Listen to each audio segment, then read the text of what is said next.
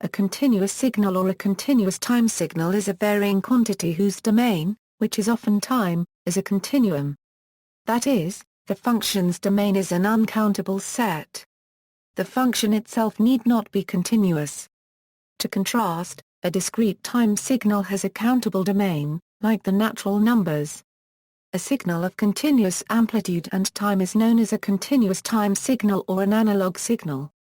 This will have some value at every instant of time. The electrical signals derived in proportion with the physical quantities such as temperature, pressure, sound etc. are generally continuous signals. The other examples of continuous signals are sine wave, cosine wave, triangular wave etc.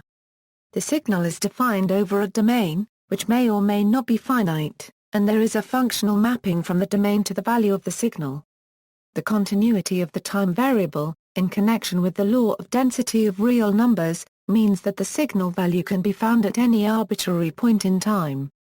A typical example of an infinite duration signal is a finite duration counterpart of the above signal could be, and otherwise.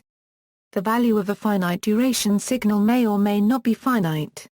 For example, and otherwise, is a finite duration signal but it takes an infinite value for. In many disciplines, the convention is that a continuous signal must always have a finite value, which makes more sense in the case of physical signals. For some purposes, infinite singularities are acceptable as long as the signal is integrable over any finite interval. Any analog signal is continuous by nature. Discrete signals, used in digital signal processing, can be obtained by sampling and quantization of continuous signals. Continuous signal may also be defined over an independent variable other than time.